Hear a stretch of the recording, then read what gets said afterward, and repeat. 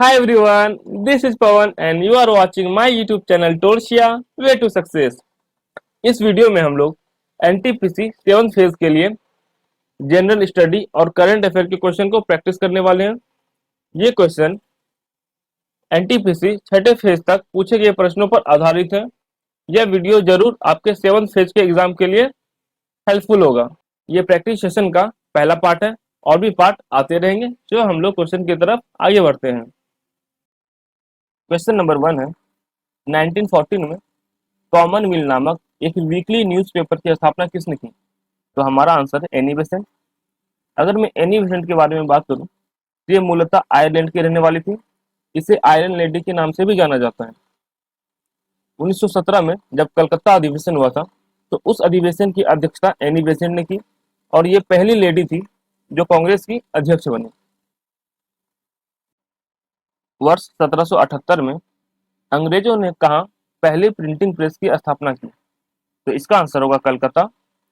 अगर मैं बात करूं प्रिंटिंग प्रेस के बारे में तो इसका आविष्कारक गुटेनबर्ग को माना जाता है जो कि पुर्तगाल के रहने वाले थे और भारत का पहला समाचार पत्र द बंगाल गजट को माना जाता है जिसके संपादक जेम्स हिक्की थे। तो नेक्स्ट क्वेश्चन की तरफ हम लोग बढ़ते हैं। मराठी समाचार पत्र केसरी की स्थापना किसने की? तो हमारा आंसर है बाल गंगाधर तिलक। सन 1881 ईस्वी में बाल गंगाधर तिलक के द्वारा केसरी न्यूज़पेपर आरंभ किया गया और यह मराठी भाषा का न्यूज़पेपर था। आपको एक बात और याद रखना है, बाल गंगाधर तिलक के द्वारा एक और न्यूज़पेपर स्टार्ट किया गया था जो था मराठा और ये इंग्लिश में पब्लिश होता था। आपको ये बातें याद रखनी है, एग्जाम में समटाइम इसे पूछ दिया जाता है। भारत का पहला हिंदी अखबार 30 मई 1826 को शुरू किया गया। इस अखबार का क्या नाम था? तो इसका नाम था उदंत मार्तंड और इसके संपादक पंडित जुगल किशोर शुक्ल थे। सर विलिकिंस निम्नलिखित में से किस अनुवाद के लिए प्रसिद्ध है? तो उन्होंने सन 1785 में गीता का अंग्रेजी में अनुवाद कराया था। किस वर्ष अंग्रेजी ईस्ट इंडिया कंपनी ने भारत में शिक्षा प्रणाली पेश की जिसे वुड डिस्पैच के नाम से जाना जाता है? तो सन 1854 में वुड डिस्पैच को लाया गया जिसका उद्देश्य था भारत की शिक्षा प्रणाली को विदेशी शिक्षा प्रणाली के बराबर में करना और इसे भारत की शिक्षा का मैग्ना कार्टा भी कहा जाता है। किस बादशाह पर 1857 के विद्रोह का नेतृत्व करने के आरोप में उन पर मुकदमा चलाया गया और उन्हें रंगून भेज दिया गया जहां उनकी मृत्यु 1862 में हो गई? तो इसका आंसर है बहादुर शाह जफर। यह मुगल वंश का अंतिम शासक था। क्वेश्चन नंबर 8 है, भारत में शिक्षा की प्रगति की समीक्षा हेतु विलियम हंटर समिति का गठन किस वर्ष किया गया? तो इसका आंसर है 1882। 1882 में लॉर्ड रिपन द्वारा विलियम हंटर समिति का गठन किया गया और इस समिति में 8 भारतीय भी शामिल थे। क्वेश्चन नंबर 9 है, थियोसॉफिकल सोसाइटी की स्थापना कब की गई? तो इसकी स्थापना 1875 में की गई और इसके संस्थापक मैडम ब्लावत्स्की एवं कर्नल अल्कोट थे और यह न्यूयॉर्क में स्थापित किया गया था। इसका मुख्यालय मद्रास में स्थापित किया गया जिसकी अध्यक्ष एनी बेसेंट बनी। क्वेश्चन नंबर 10 है, वेलुथम्पी दलवा किस भारतीय रियासत से जुड़े थे? उन्हें अंग्रेज के विरुद्ध विद्रोह के लिए जाना जाता है। तो ये त्रावणकोर से संबंधित है और वर्तमान में त्रावणकोर केरल में स्थित है। भारत के लिए सबसे पहले संविधान सभा का विचार किसने दिया? तो सबसे पहले 1934 में एम.एन. रॉय ने संविधान सभा का विचार दिया और एम.एन. रॉय को भारतीय साम्यवाद का पिता भी कहा जाता है। भारत की संविधान सभा की पहली बैठक की अध्यक्षता किसने की? तो सबसे पहले आप ये जान लीजिए कि पहली बैठक कब हुई थी। तो इसकी पहली बैठक 9 दिसंबर 1946 को हुई थी और इस बैठक में सबसे ज्यादा सीनियर डॉक्टर सच्चिदानंद सिन्हा ही थे। तो इस कारण इन्हें इस बैठक का अध्यक्षता दिया गया और इसके 2 दिन बाद 11 दिसंबर 1946 को एक और बैठक हुआ और इस बैठक में सर्वसहमति से डॉक्टर राजेंद्र प्रसाद को संविधान सभा का परमानेंट अध्यक्ष बनाया गया डॉक्टर सच्चिदानंद सिन्हा टेम्पररी अध्यक्ष थे। क्वेश्चन नंबर 13 है, भारतीय संविधान के निर्माण के दौरान निम्नलिखित में से किसने उद्देश्य के कथन या ऑब्जेक्टिव रिजोल्यूशन को प्रस्तुत किया? तो ऑब्जेक्टिव रिजोल्यूशन या अभी के समय हम लोग इसे प्रस्तावना या प्रियम्बल बोल सकते हैं। इसे संविधान सभा के सामने जवाहरलाल नेहरू ने प्रस्तुत किया था। जवाहरलाल नेहरू ने इसे 13 दिसंबर 1946 को प्रस्तुत किया, जबकि संविधान सभा ने इसे 22 जनवरी 1947 को एक्सेप्ट किया। संविधान सभा ने किस दिन भारत के राष्ट्रीय ध्वज को एक्सेप्ट किया है? तो संविधान सभा ने 22 जुलाई 1947 को राष्ट्रीय ध्वज को एक्सेप्ट किया है। इसके बारे में हमें कुछ और बातें जाननी चाहिए। राष्ट्रीय ध्वज की लंबाई और चौड़ाई का अनुपात 3:2 होता है और हमारे राष्ट्रीय ध्वज का डिजाइन आंध्र प्रदेश के पिंगली वेंकैया ने तय किया है। क्वेश्चन नंबर 15 है, भारतीय संविधान के मौलिक कर्तव्य किस देश के संविधान से लिए गए हैं? तो इसे सोवियत संघ या वर्तमान में हम लोग रूस बोल सकते हैं, वहां से लिया गया है। अगर बात करें यूनाइटेड किंगडम या इंग्लैंड से, हम लोगों ने संसदीय प्रणाली, एकल नागरिकता, कैबिनेट, द्विसदन इत्यादि चीजें ली हैं। अगर बात करें अमेरिका से, तो अमेरिका से हम लोगों ने मौलिक अधिकार, प्रस्तावना, न्यायिक पुनर्विलोकन, महाभियोग और राष्ट्रपति का कार्य जैसे बहुत सारी चीजें हम लोगों ने लिया है। और ऑस्ट्रेलिया की बात करें तो यहाँ से हम लोगों ने प्रस्तावना की भाषा, समवर्ती सूची, संयुक्त बैठक जैसी चीज हम लोगों ने लिया है। यहाँ पर ध्यान दीजिए, अमेरिका से हम लोगों ने प्रस्तावना लिया है और ऑस्ट्रेलिया से हम लोगों ने प्रस्तावना की भाषा लिया है। इस बातों को आप ध्यान रखिएगा, कंफ्यूज नहीं होइएगा। क्वेश्चन नंबर 16 है, भारत के संविधान में भाईचारे की भावना किस देश से ली गई है? तो भाईचारे की भावना फ्रांस से ली गई है। इसके अलावा हम लोगों ने फ्रांस से रिपब्लिक, इक्वालिटी और तदर्थ न्यायाधीश जैसे विचार लिया है। आयरलैंड की बात करें तो आयरलैंड से हम लोगों ने राज्य के नीति निर्देश तत्व, जिसे हम लोग शॉर्ट में डीपीएसपी बोलते हैं, वो लिया है। इसके अलावा राष्ट्रपति राज्यसभा में 12 लोग मनोनीत कर सकते हैं, ये विचार भी हम लोगों ने आयरलैंड से ही लिया है। और अमेरिका का मैंने ऑलरेडी बता दिया है। भारतीय संविधान के किस अनुच्छेद में राष्ट्रपति पर महाभियोग लगाने की प्रक्रिया दी गई है? तो मैं आपको ये बता दूं कि राष्ट्रपति पर महाभियोग लगाने की प्रक्रिया हम लोगों ने अमेरिका से लिया है और यह हमारे संविधान के आर्टिकल नंबर 61 में मौजूद है।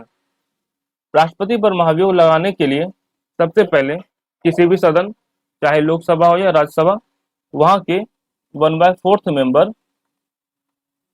आरोप लगाएंगे या प्रस्ताव पारित करेंगे और महाभियोग लगाने के 14 दिन पहले आपको राष्ट्रपति को सूचित करना होगा। जब यह प्रस्ताव 2/3 बहुमत से पारित हो जाता है, तब उसी समय से राष्ट्रपति का पद खाली हो जाता है और उस स्थिति में उपराष्ट्रपति राष्ट्रपति का कार्यभार संभालते हैं। मान लीजिए किसी कंडीशन में अगर उपराष्ट्रपति मौजूद नहीं हो, तो उस स्थिति में सुप्रीम कोर्ट के जो मुख्य न्यायाधीश होंगे वो राष्ट्रपति का पदभार संभालेंगे। या ऐसा भी हो सकता है कि सुप्रीम कोर्ट के मुख्य न्यायाधीश भी उस समय मौजूद नहीं हो, तो सुप्रीम कोर्ट के जो सबसे वरिष्ठ न्यायाधीश होंगे वह राष्ट्रपति का पदभार संभालेंगे। भारत के इतिहास में एकमात्र मुख्य न्यायाधीश जिन्होंने राष्ट्रपति का पदभार संभाला है वो है एम हिदायतुल्लाह। उन्होंने 1969 में राष्ट्रपति का पदभार संभाला था, जब वीवी गिरी ने त्यागपत्र दिया था। क्वेश्चन नंबर 18 है, भारत के संविधान में मौलिक अधिकार को पारित करने का विचार हम लोगों ने किस देश के संविधान से लिया है? तो मौलिक अधिकार हम लोगों ने अमेरिका से लिया है। मौलिक अधिकार के अलावे हम लोगों ने अमेरिका से प्रस्तावना, वित्तीय आपातकाल, स्वतंत्र न्यायपालिका, न्यायिक पुनर्विलोकन और राष्ट्रपति पर महाभियोग जैसी प्रक्रियाएं हम लोगों ने लिया है। बात करें कनाडा का, तो कनाडा से हम लोगों ने अर्धसंघीय व्यवस्था और राज्यपाल की नियुक्ति जैसी विचार हम लोगों ने वहां से लिया है। इंग्लैंड से हम लोगों ने संसदीय प्रणाली, एकल नागरिकता जैसा विचार लिया है। और ऑस्ट्रेलिया से हम लोगों ने प्रस्तावना की भाषा, समवर्ती सूची और संयुक्त बैठक लिया है। अगर आप क्वेश्चन के पीडीएफ को डाउनलोड करना चाहते हैं तो आप डिस्क्रिप्शन बॉक्स को चेक कर सकते हैं, मैंने वहाँ पीडीएफ का लिंक दे दिया है।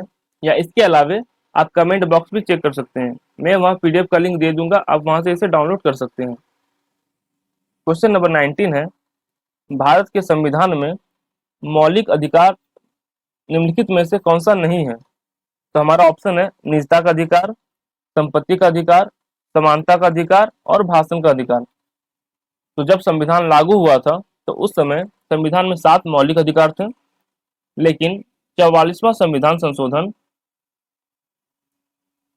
1978 में संपत्ति के अधिकार को मौलिक अधिकार से निकाल दिया गया और अब यह मौलिक अधिकार न होकर कानूनी अधिकार है। मैं आपको बता दूं, मौलिक अधिकार आर्टिकल 12 से लेकर आर्टिकल 35 तक है और संपत्ति का अधिकार पहले आर्टिकल 31 में आता था, लेकिन इसे निकालकर आर्टिकल 300A में रख दिया गया, जिसके कारण अब यह मौलिक अधिकार नहीं है, अब यह कानूनी अधिकार है। तो हमारा आंसर क्या हो जाएगा? Option number B. Question number 20 है, भारत में किस वर्ष शिक्षा का अधिकार अधिनियम राइट टू एजुकेशन लागू किया गया था? तो राइट टू एजुकेशन 2009 में लागू किया गया था और अप्रैल 2010 में पूरे भारत में इसे पारित कर दिया गया। राइट टू एजुकेशन के अंतर्गत यह प्रावधान किया गया है कि वर्ष 6 से वर्ष 14 तक जितने भी बच्चे हैं सभी को मुफ्त एजुकेशन दिया जाएगा। क्वेश्चन नंबर 21 है, मौलिक अधिकार या मूलभूत अधिकार किस अनुच्छेद में शामिल किए गए हैं? तो मौलिक अधिकार अनुच्छेद 12 से लेकर 35 तक शामिल है। क्वेश्चन नंबर 22 है, भारत द्वारा 1998 में पोखरण में कितने परमाणु परीक्षण किए गए थे? तो भारत के द्वारा 1998 में टोटल 5 परमाणु परीक्षण किए गए थे। यदि हम लोग बात करें, भारत के द्वारा पहला परमाणु परीक्षण 18 मई 1974 को किया गया था और उस परीक्षण का एक स्पेशल नाम था, वो था स्माइलिंग बुद्धा। ये नाम इसलिए पड़ा क्योंकि 18 मई 1974 को बुद्ध पूर्णिमा था और 1998 में जो परमाणु परीक्षण किया गया उसका भी एक अलग कोड वर्ड था, उसका नाम था ऑपरेशन शक्ति। क्वेश्चन नंबर 23 है, मॉब लिंचिंग के लिए पहला कानून किस राज्य द्वारा बनाया गया? तो सबसे पहले आप ये समझिए मॉब लिंचिंग क्या होता है। तो मॉब लिंचिंग का मतलब है किसी भीड़ या झुंड के द्वारा किसी इंसान को मार डालना, ये मॉब लिंचिंग कहलाता है। तो इस पर कानून बनाने वाला सबसे पहला राज्य है राजस्थान। चुनाव में ईवीएम का प्रयोग सबसे पहले किस राज्य में किया गया? तो ईवीएम का फुल फॉर्म होता है इलेक्ट्रॉनिक वोटिंग मशीन और सबसे पहले ईवीएम का प्रयोग केरल राज्य में किया गया था 1982 में पारूर विधानसभा चुनाव में। अगर हम लोग केरल का बात करें तो केरल का मुख्यमंत्री पी विजयन है और वहां के गवर्नर आरिफ मोहम्मद खान है। क्वेश्चन नंबर 25 है, निम्न में से किसने पटियाला में चल रहे 24वें federation cup senior athletics championship में महिलाओं की 100 मीटर की दौड़ में स्वर्ण पदक जीता है? तो इसका आंसर है धनलक्ष्मी। अगर हम लोग बात करें तो धनलक्ष्मी का संबंध तमिलनाडु राज्य से है और इसके अलावा और भी ऑप्शन पे हम लोग ध्यान देते हैं तो पीटी उषा का संबंध केरल राज्य से है और ये केरल के पयोली गांव से संबंधित है, इसलिए इन्हें पयोली एक्सप्रेस भी कहा जाता है। अगर हम लोग हिमा दास की बात करें तो इनका संबंध असम राज्य से, असम राज्य में धिंग गांव से इनका संबंध है, इसलिए इन्हें धिंग एक्सप्रेस के नाम से भी जाना जाता है। और हाल ही में असम सरकार के द्वारा इन्हें असम पुलिस का डीएसपी भी नियुक्त किया गया है। और दूती चंद का संबंध ओडिशा राज्य से है। हाल ही में राष्ट्रीय मानव अधिकार आयोग के अध्यक्ष के रूप में किसे नियुक्त किया गया है? तो हमारा आंसर है अरुण मिश्रा। इनसे पहले राष्ट्रीय मानव अधिकार आयोग के अध्यक्ष HL दत्तू थे, लेकिन उनका कार्यकाल अब पूरा हो चुका है। अगर हम लोग बात करें राष्ट्रीय मानव अधिकार आयोग के बारे में, तो इसका स्थापना 12 अक्टूबर 1993 को हुआ था। इसका मुख्यालय न्यू दिल्ली में है और इनके प्रथम अध्यक्ष श्री रंगनाथ मिश्रा थे। राज्यसभा टीवी और लोकसभा टीवी का विलय करके संसद टीवी बनाया गया है। इस चैनल के CEO के रूप में किसे नियुक्त किया गया है? तो हमारा आंसर है रवि कपूर।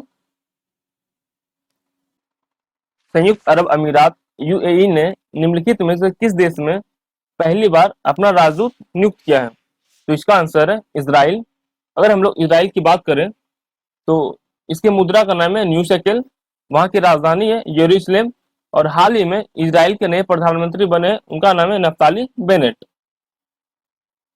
क्वेश्चन नंबर 29 है, सरकार ने हाल ही में कैच द रेन नाम से एक अभियान चलाने की घोषणा की है।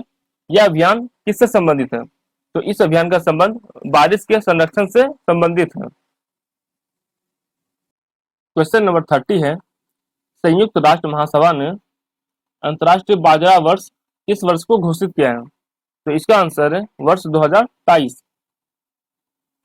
क्वेश्चन नंबर 31 है, अंतर्राष्ट्रीय मुक्केबाजी संघ AIBA ने चैंपियंस एंड वेटरन समिति का अध्यक्ष किसे चुना है? तो इसका आंसर है MC मैरीकॉम। अगर हम लोग मैरीकॉम के बारे में बात करें तो इनका संबंध मणिपुर राज्य से है और ये 6 बार की वर्ल्ड चैंपियन रह चुकी है। मणिपुर सरकार द्वारा इन्हें मिथोई लीमा नामक उपाधि से सम्मानित किया गया है। इनके द्वारा कुछ अवार्ड प्राप्त किए गए, उसे हम लोग एक बार देख लेते हैं। तो राजीव गांधी खेल रत्न अवार्ड इन्हें 2009 में प्राप्त हुआ है, पद्म विभूषण 2020 में, पद्म भूषण 2013 में और पद्म श्री 2006 में। इनकी एक बायोग्राफी भी है जिनका नाम है अनब्रेकेबल। क्वेश्चन नंबर 32 है, भारतीय विशिष्ट पहचान प्राधिकरण UIDAI के मुख्य कार्यपालक अधिकारी या CEO को नियुक्त किए गए हैं? तो इसका आंसर है सौरभ गर्ग। अगर हम लोग बात करें UIDAI के बारे में तो इसका हेडक्वार्टर न्यू दिल्ली में है और इसकी स्थापना 28 जनवरी 2009 को की गई थी। क्वेश्चन नंबर 33 है, मराठी उपन्यास सनातन के लिए किन्हें 30वें सरस्वती सम्मान 2020 से सम्मानित किया गया है? तो इसका आंसर है शरण कुमार लिम्बाले। अगर हम लोग सरस्वती सम्मान के बारे में बात करें तो इस सम्मान का स्थापना 1991 में KK बिरला फाउंडेशन के द्वारा किया गया था और प्रथम सरस्वती सम्मान प्राप्तकर्ता हरिवंश राय बच्चन थे। इस सम्मान में 15 लाख रुपए की कैश राशि भी दी जाती है। क्वेश्चन नंबर 34 है, उपन्यास पाटलिपुत्र की सम्राज्ञी के लिए वर्ष 2020 का प्रतिष्ठित 30वां व्यास सम्मान किसे प्रदान किया गया है? तो इसका आंसर है प्रोफेसर शरद पगारे। अगर हम लोग व्यास सम्मान के बारे में बात करें तो इस सम्मान का स्थापना भी KK बिरला फाउंडेशन के द्वारा 1991 में किया गया और प्रथम व्यास सम्मान प्राप्तकर्ता रामविलास शर्मा थे और इस राशि में 4 लाख रुपए की इनामी राशि दी जाती है।